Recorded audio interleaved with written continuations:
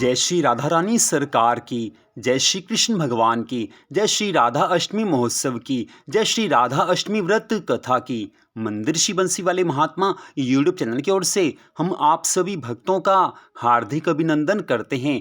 आने वाले श्री राधा अष्टमी महोत्सव की आप सबको हार्दिक शुभकामनाएं। आज की इस विशेष वीडियो में हम आपको श्री राधा अष्टमी व्रत की कथा को सुनाने जा रहे हैं। इस कथा को सुनने मात्र से मनुष्य के पिछले सभी जन्मों के पापों का नाश हो जाता है और श्री राधा अष्टमी का व्रत रखने से मनुष्य की सभी मनोकामनाएं पूरी हो जाती हैं। तो सबसे पहली बात तो ये है कि इस वर्ष श्री राधा अष्टमी का व्रत 23 सितंबर दिन शनिवार को रखा जाएगा। तो अब श्री राधा अष्टमी व्रत की कथा हम आपको सुनाने जा रहे हैं, जो कि इस प्रकार है। बोल श्री राधा रानी सरकार की जय, बोल श्री कृष्ण भगवान की जय। राजा बहुलाश्व ने देवऋषि नारद जी से कहा है कि हे महर्षि, आप सभी धर्मों के तत्वज्ञ हैं, आप सब धर्मों को जानने वाले हैं। अब आप कृपा करके भगवान श्री कृष्ण जी की आह्लादिनी शक्ति श्री राधा रानी जी के जन्म की कथा सुनाने की कृपा कीजिए। मेरे मन में श्री राधा रानी जी के अवतार सुनने की बड़ी इच्छा है। आज राजा बहुलाश्व के इन वचनों को सुनकर देवऋषि नारद जी राजा बहुलाश्व से कहने लगे हैं कि हे राजन, श्री राधा रानी जी के जन्म की इस कथा को पूरी श्रद्धा भावना से सुनना, जो मैं तुम्हें अब सुनाने लगा हूँ। हे राजन,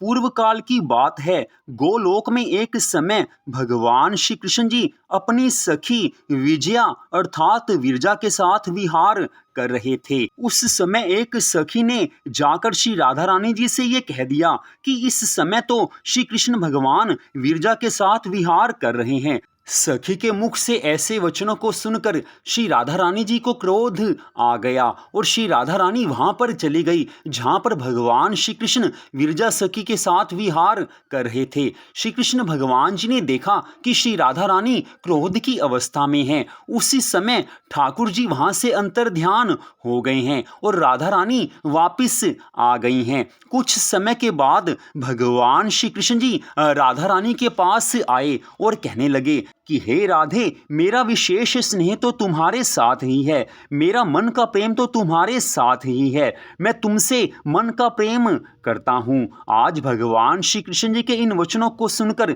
श्री राधा रानी जी कहने लगी हैं कि हे हरे, अब वहीं चले जाओ जहाँ पर तुम्हारा नया स्नेह जुड़ा है, तुम वहाँ जाकर रहो, मुझसे अब तुम्हारा क्या मतलब है। इतनी कथा सुनाकर देवऋषि नारद जी कहने लगे हैं कि ये सुनकर भगवान वहां से चले गए।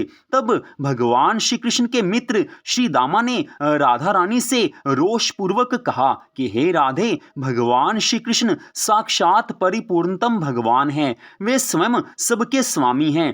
तुम मानिनी होकर उनका अपमान करती हो, उनकी निंदा करती हो, ऐसा मान किस लिए करती हो। आज श्री दामा के इन वचनों को सुनकर राधा रानी जी को क्रोध हो आया है और वो कहने लगी हैं कि ओ मूर्ख, तू अपने पिता की स्तुति करके मुझ माता की निंदा करता है, अतः दुर्बुद्धि राक्षस हो जा और गोलोक से बाहर चला जा।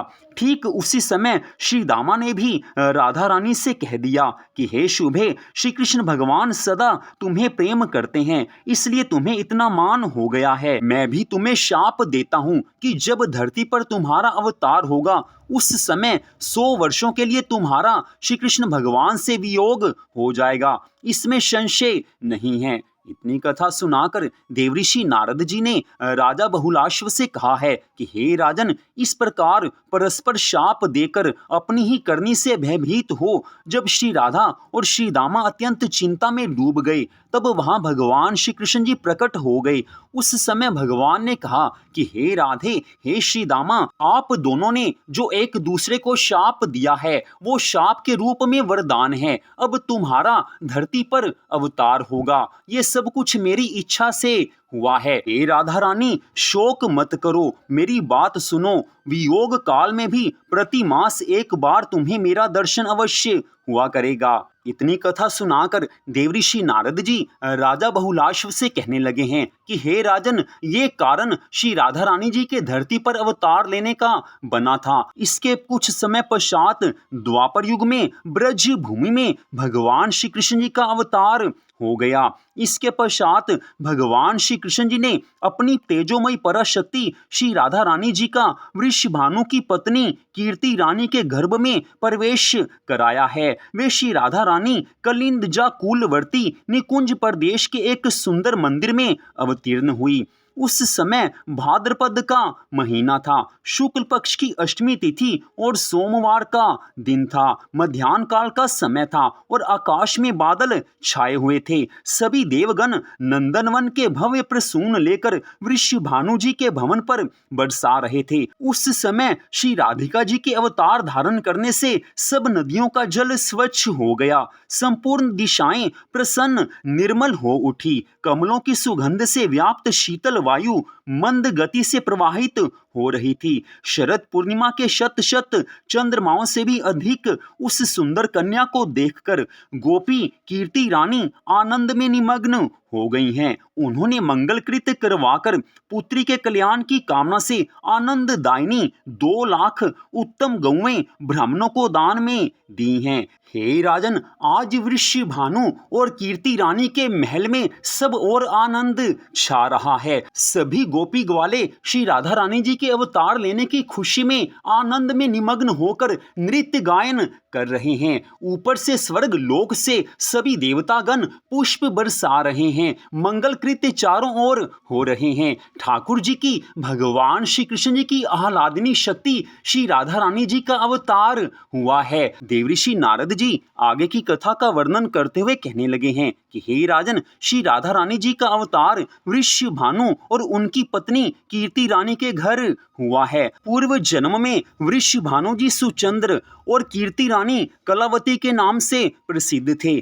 ब्रह्मा जी ने सुचंद्र और कलावती को पिछले जन्म में ये वरदान दिया था कि भगवान श्री कृष्ण जी की प्रिया साक्षात श्री राधिका जी अगले जन्म में आपके घर में पुत्री रूप में प्रकट होंगी। उस समय तुम दोनों ही मुक्त हो जाओगे। तो हे राजन, ब्रह्मा जी के वरदान के अनुसार श्री राधा रानी जी का अवतार वृषभानु और कीर्ति जी के महल में हुआ है। हे राजन, श्री राधा रानी जी के अवतार की इस कथा को जो मनुष्य सुनते हैं उनकी मनोकामनाएं श्री राधा रानी जी की कृपा से पूरी हो जाती हैं। जो पति पत्नी पूरी श्रद्धा भावना से श्री राधा अष्टमी का व्रत रखते हैं उन्हें संतान सुख प्राप्त होता है। मनुष्य किसी भी मनोकामना को लेकर अगर श्री राधा अष्टमी का व्रत पूरी श्रद्धा भावना से, पूरी विधि विधान से रखते हैं तो उनकी सभी मनोकामनाएं पूर्ण होती हैं।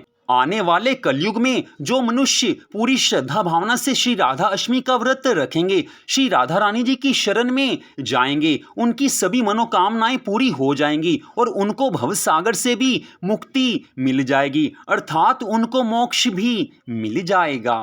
तो इस प्रकार देवऋषि नारद जी ने राजा बहुलाश्व को श्री राधा रानी जी के अवतार की इस कथा को सुनाया है। तो श्री राधा रानी जी के अवतार की ये कथा, श्री राधा अष्टमी व्रत की ये कथा श्री गर्ग संहिता में से हमने आपको सुनाई है। श्री राधा रानी जी ने स्वयं अपने श्री मुख से कहा है कि जो भक्त श्री राधा अष्टमी का व्रत रखते हैं, श्री राधा रानी सदा उनकी रक्षा करती हैं, उन्हें सभी तरह के सुख संपत्ति आनंद प्राप्त हो जाते हैं और सबसे बढ़कर उन्हें भगवान श्री राधा कृष्ण जी की परम भक्ति की प्राप्ति हो जाती है। तो आज की इस कथा को सुनने के लिए आप सबका हार्दिक धन्यवाद। भगवान श्री राधा कृष्ण जी की अनंत कृपा सदा आप सब पर, आपके परिवार पर बनी रहे, इसी मंगल कामना के साथ जय श्री राधा रानी सरकार की, जय श्री कृष्ण भगवान की, जय श्री राधा अष्टमी महोत्सव की, जय श्री राधा अष्टमी व्रत कथा की। जय जय श्री राधे, जय जय श्री राधे, जय जय श्री राधे श्याम।